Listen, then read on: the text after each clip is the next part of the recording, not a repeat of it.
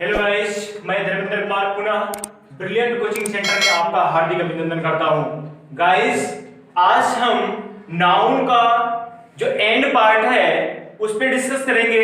पिछले क्लास में मैंने आपको बताया था कि नाउन 5 प्रकार के होते हैं और पांचों को हम इजीली क्लियरली किए थे और उसमें उम्मीद था कि आप लोगों का सारा डाउट क्लियर हो गया होगा। तो आज हम नाउन को गणना की दृष्टि से जो 2 भागों में विभक्त किया गया उन्हीं पे डिस्कस करेंगे।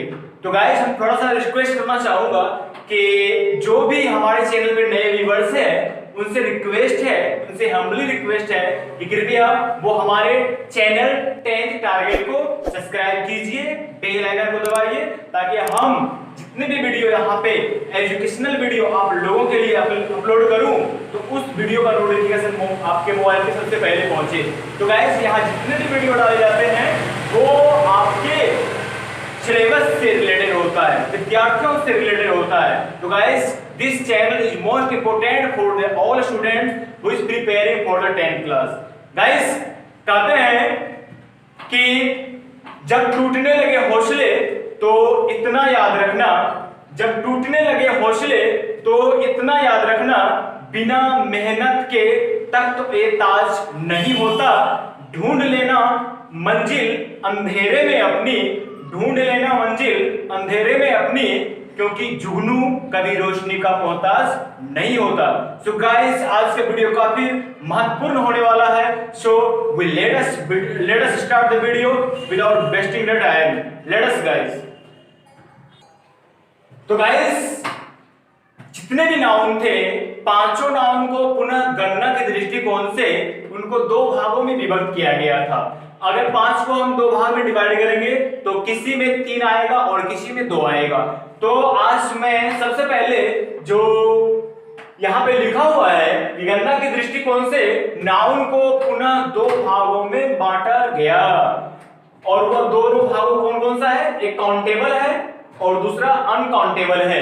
काउंटेबल को हम हिंदी में गणनीय संख्या कहते हैं और अनकाउंटेबल को हिंदी में अगणनीय संख्या कहते हैं। तो गाइस, आपको पता होगा कि गणनीय संख्या क्या है। तो सबसे पहले 1 नंबर में जो गणनीय संख्या काउंटेबल नाउन दिया गया है उनके बारे में डिस्कस करते हैं। What is the definition of countable noun? So let us start the definition. यहाँ पे काउंटेबल नाउन का डेफिनेशन हम इस प्रकार से दे सकते हैं। A noun which is used to count is called countable noun. वह संज्ञा जिसे गिना जा सकता है, जिसे गणना के रूप में प्रयोग किया जा सकता है, उसे ही हम काउंटेबल नाउन कहते हैं। That is very simple. जिसको हम गिन सकते हैं, जिसको अलग अलग करके गिन सकते हैं, उसे काउंटेबल नाउन कहते हैं। और काउंटेबल नाउन में आपका प्रॉपर नाउन आएगा, कॉमन नाउन आएगा और कलेक्टिव नाउन आएगा। ये तीनों नाउन का एग्जाम्पल वो काउंटेबल नाउन के अंतर्गत आएगा। अब इसमें मैं पिछले क्लास में डिटेल से डिस्कस किया था। प्रॉपर नाउन का एग्जाम्पल क्या था? किसी व्यक्ति, वस्तु, स्थान, जानवर के नाम को प्रॉपर नाउन कहते हैं, वो एग्जाम्पल हो जाएगा काउंटेबल नाउन का। फिर कॉमन नाउन का, जो कॉमन नाउन जातिवाचक संज्ञा होता है, किसी व्यक्ति, वस्तु, स्थान या जानवर के जाति, संपूर्ण जाति का बोध कराने वाला कॉमन नाउन होता है, तो उसका एग्जाम्पल आपका काउंटेबल नाउन होगा। और कलेक्टिव नाउन में जितने भी ग्रुप होते हैं, कम्युनिटी होते हैं, उन सारा का एग्जाम्पल भी आपका काउंटेबल नाउन होगा।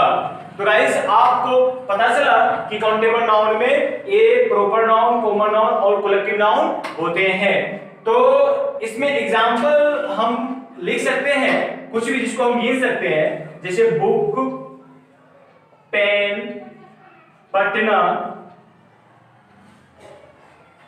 ईडीसी, ढेर सारा है। और ये जो आपका तीनों में से कोई भी एग्जाम्पल आएगा वो आपका काउंटेबल नाउन होगा।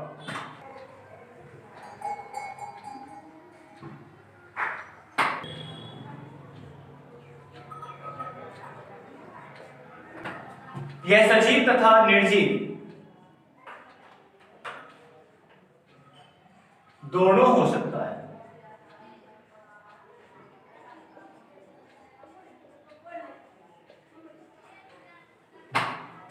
और इसका की पॉइंट्स है कि काउंटेबल नाउन वह सिंगुलर भी हो सकता है या प्लूरल भी हो सकता है। और दूसरा पॉइंट था कि काउंटेबल नाउन सजीव भी हो सकता है या फिर निर्जीव भी हो सकता है। अगर मेरा यहाँ पे काउंटेबल नाउन सिंगुलर होगा तो उनके साथ में हम सिंगुलर क्रिया का प्रयोग करेंगे, सिंगुलर ऑक्सिलरी वर्ब का प्रयोग करेंगे। If our sentences, our noun will be countable noun, in that sentences we used the singular और प्लूरल दोनों ऑक्सिलरी वर्ब का प्रयोग करेंगे। हम यहाँ पे जैसे हम यहाँ पे एक एग्जांपल लेते हैं,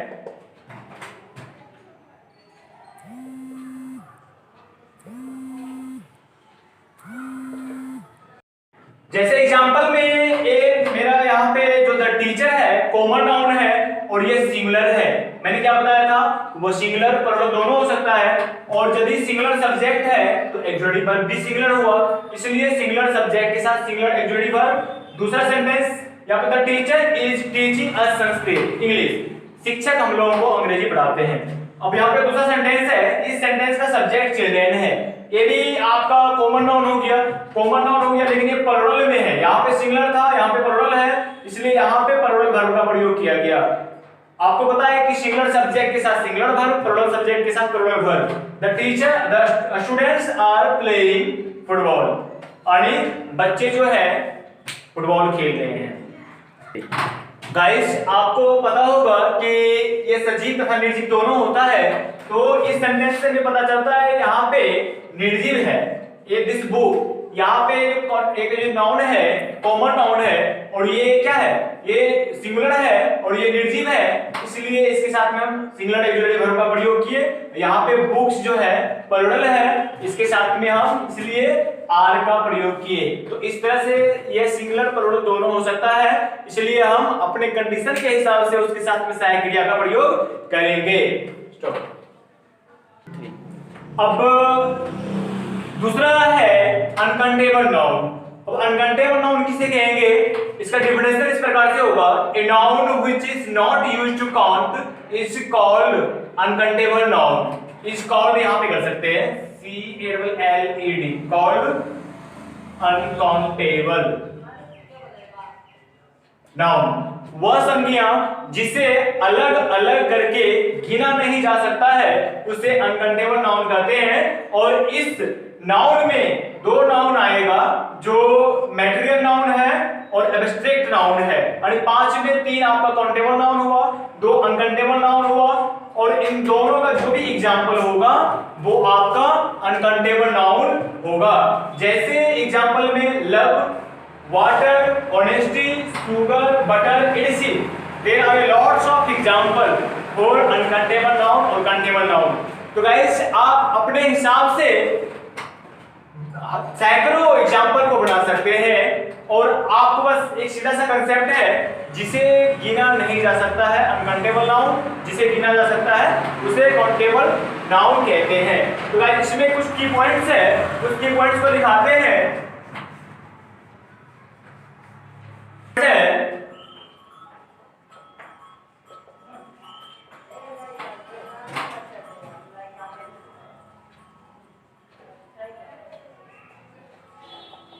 ये सिंगुलर होता है,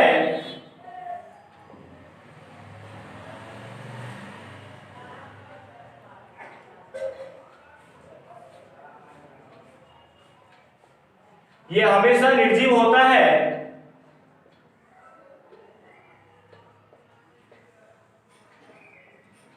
इसके साथ सिंगुलर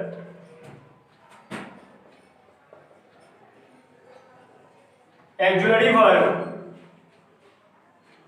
का प्रयोग किया जाता है।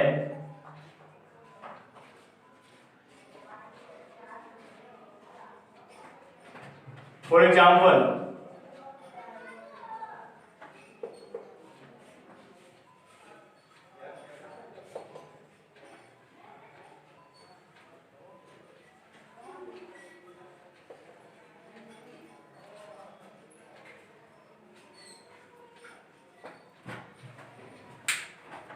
अनकाउंटेबल नाउन का की पॉइंट्स है, सबसे पहले अनकंटेबल नाउन का की पॉइंट, पहला की पॉइंट सही है, सिंगुलर होता है। अनकंटेबल नाउन हमेशा सिंगुलर फॉर्म में होता है, उसके साथ हम सिंगुलर ऑक्सिलरी वर्ब का प्रयोग करेंगे।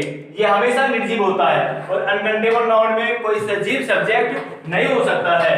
और इनके साथ में हम हमेशा सिंगुलर ऑक्सिलरी वर्ब का प्रयोग करेंगे, जैसे water, curd, water is sweet, पानी मीठा है, कर्ड इज शावर, दही खट्टा है। तो ये दोनों जो आप यहाँ पे नाउन देख रहे हैं, ये आपका अनकंटेबल नाउन है और दोनों निर्जीव है। यहाँ पे जो दूसरा पॉइंट लिखाया गया है ये हमेशा निर्जीव होता है, तो दोनों निर्जीव है। पहला पॉइंट सिंगुलर है तो दोनों सिंगुलर है, और तीसरा पॉइंट जो है इसके साथ सिंगुलर ऑक्सिलरी वर्ब का प्रयोग किया जाता है, तो यहाँ पे दोनों के साथ में सिंगुलर ऑक्सिलरी वर्ब का प्रयोग किया।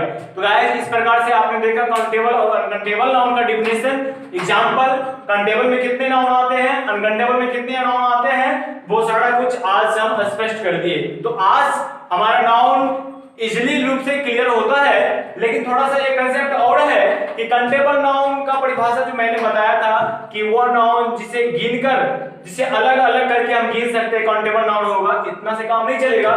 जैसे यहाँ पे स्टार है, स्टार है, और दूसरा आपका यहाँ पे मनी है, ये दोनों एग्जांपल है।